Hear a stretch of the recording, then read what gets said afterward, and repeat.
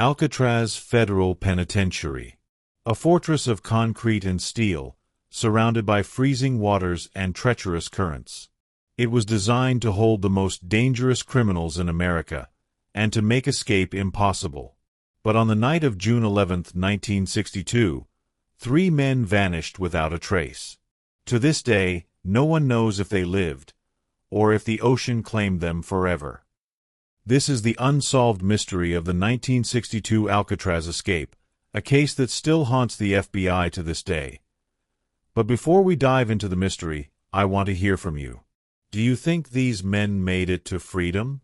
Or did Alcatraz claim its final victims? Drop your theories in the comments. We'll revisit them at the end. The Bureau of Prisons commissioned Alcatraz in 1934 specifically to shatter inmates' hope of escape. Its 12-acre rock slab sits 1.25 miles from shore in San Francisco Bay, where the United States Geological Survey recorded surface currents reaching 9.8 knots, enough to sweep away professional swimmers. The cell blocks were constructed with 12-inch thick reinforced concrete walls, while the prison's unique, flat-iron shape allowed guards in the central tower to maintain direct sightlines down every corridor. The warden named James A. Johnston implemented psychological controls such as cells faced away from the mainland, and windows were positioned so inmates could only see sky or water. A 1961 internal memo revealed the prison's ventilation system was deliberately designed with 8-inch diameter shafts, theoretically too narrow for human passage. Yet this very system became the escapee's pathway.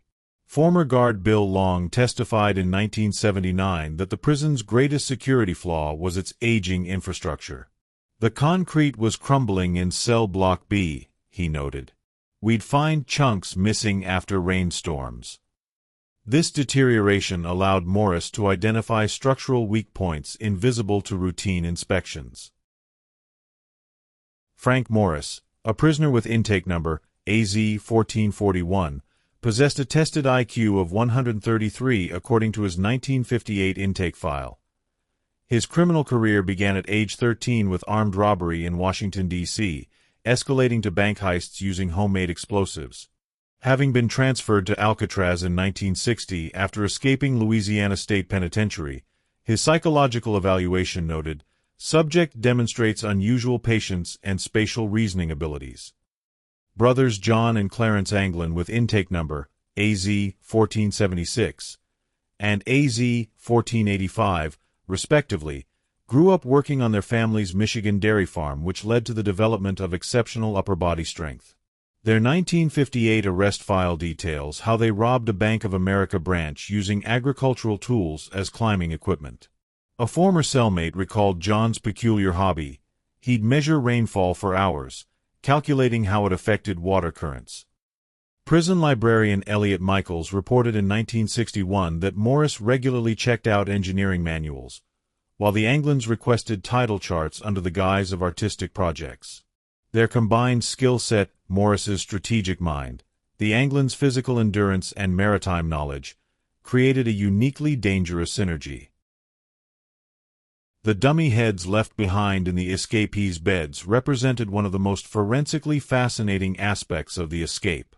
Recent analysis by the Smithsonian Institute revealed the heads were constructed using a complex mixture of soap, toilet paper, and concrete dust from the prison walls. The materials were obviously chosen for their ability to mimic human skin tone under dim lighting. Each strand of hair was individually implanted using a glue made from melted rubber stolen from the prison workshop. Former Alcatraz guard George DeVincenzi testified in a 2013 documentary that during nightly bed checks, guards would only shine their flashlights for approximately 3 to 5 seconds per cell. The escapees exploited this protocol by crafting heads that could withstand brief inspection but would not hold up under prolonged scrutiny. Modern forensic artists have noted the heads bore an uncanny resemblance to the escapees' actual sleeping positions, with eyelids weighted using soap shavings to appear naturally closed. Perhaps most remarkably, the heads contained ventilation holes that allowed them to emit body heat when placed over hot water bottles. This detail, confirmed by 2018 thermal imaging tests, explains why routine infrared scans of the cell block failed to detect anything amiss. The FBI's original evidence report noted faint pencil marks inside the heads, likely measurement guides for facial proportions, suggesting the escapees had studied basic anatomy texts from the prison library. The raft's construction represented a feat of maritime engineering that continues to impress modern boat builders. According to naval architect Dr. Samuel Westwood's 2017 analysis, which noted that the 6-by-14-foot raft was constructed using a complex patchwork system of 52 standard-issued prison raincoats. The escapees had created watertight seals by melting the rubber backing of the coats with stolen electrical wiring, then pressing the seams together under mattress springs for 48 hours to cure. The raft's design showed surprising sophistication. Coast Guard simulations revealed the V-shaped bow, created by folding and weighting the front section, could have reduced wave impact by nearly 40% compared to a flat design. Prison workshop records show the Anglins had requested extra stitching materials for art projects in the months preceding the escape, and inventory logs indicate they stole nearly 100 feet of nylon thread. Perhaps most crucially, the raft incorporated 36 inflated prison-issued rubber gloves as flotation devices, distributed in a specific pattern that marine engineers now recognize as an early form of compartmentalization. This design would have kept the raft partially buoyant even if multiple sections were punctured. The 1962 FBI report noted faint pencil markings on the raft's remains, evidence of careful measurement and planning that contradicts the official desperate escape attempt narrative. Prison logbooks and guard testimony allow us to reconstruct the escape with remarkable precision.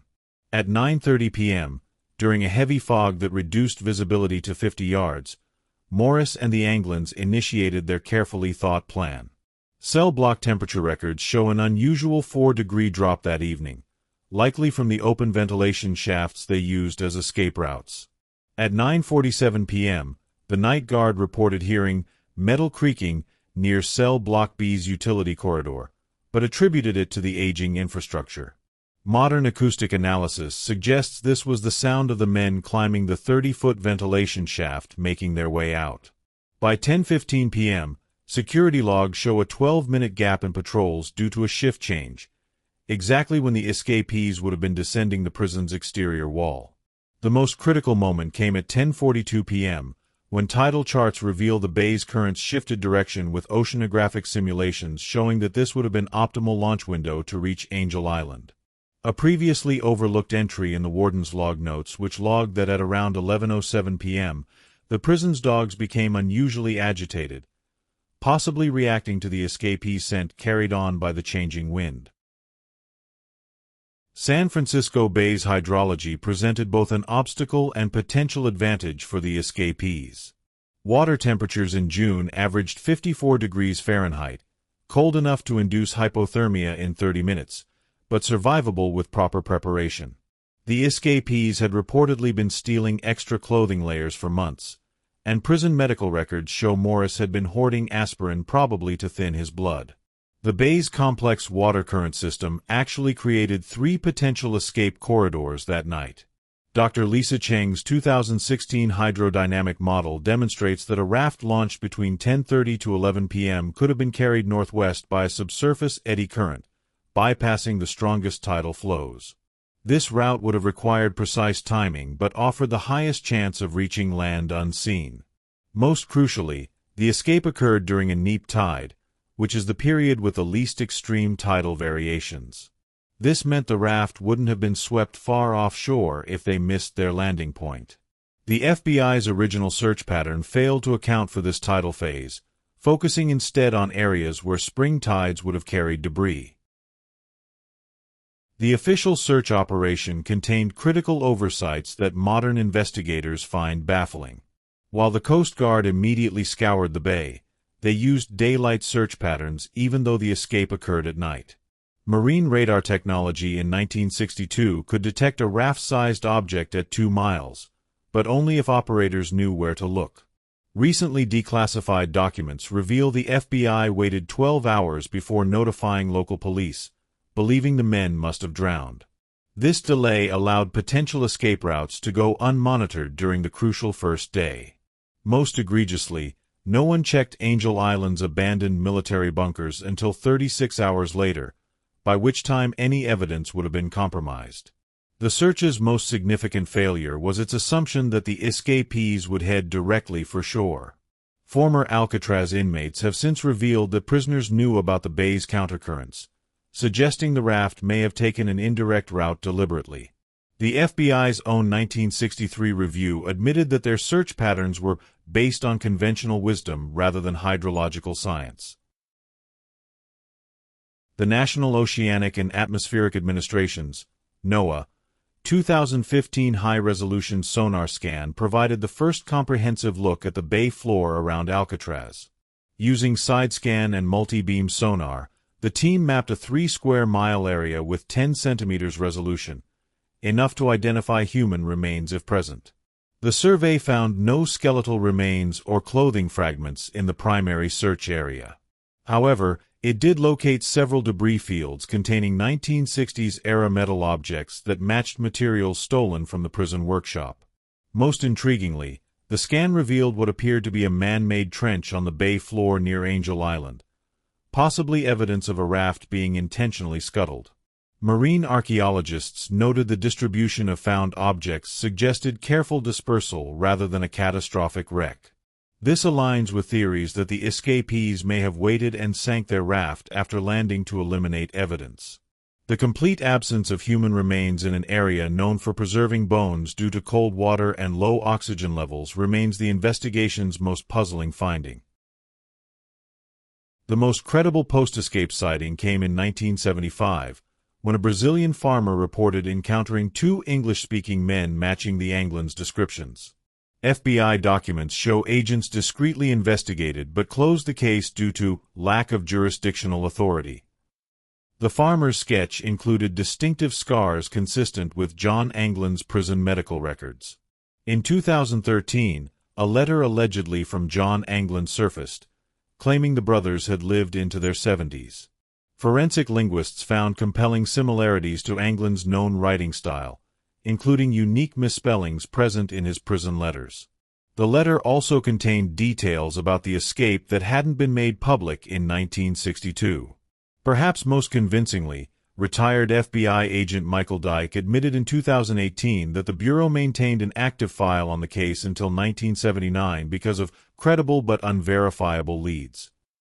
These included reports of the Anglin's mother receiving anonymous financial gifts and a 1965 photograph from Florida showing 2 men resembling the brothers standing near a boat. While inconclusive, these fragments suggest the official narrative may be incomplete. The 1962 escape from Alcatraz remains one of history's greatest unsolved enigmas, a meticulously planned prison break that either ended in tragedy or became the perfect crime. Decades of investigations, advanced forensic technology, and countless theories have failed to deliver a definitive answer. The official FBI stance maintains that Frank Morris and the Anglin brothers drowned in the frigid waters of San Francisco Bay. Yet, the absence of bodies, the intact raft, and credible sightings over the years leave room for doubt. Perhaps the truth lies somewhere between evidence and myth. Until concrete proof emerges, the Alcatraz escape remains an open case, a riddle wrapped in fog and tide. And so, the question lingers, as haunting now as it was in 1962. Did they make it? If they survived, they never resurfaced. If they drowned, the bay never gave them back. Either way, they escaped Alcatraz forever. Thank you for watching. Remember to like, subscribe, and turn on notifications for more true crime stories that matter. Until next time, stay safe.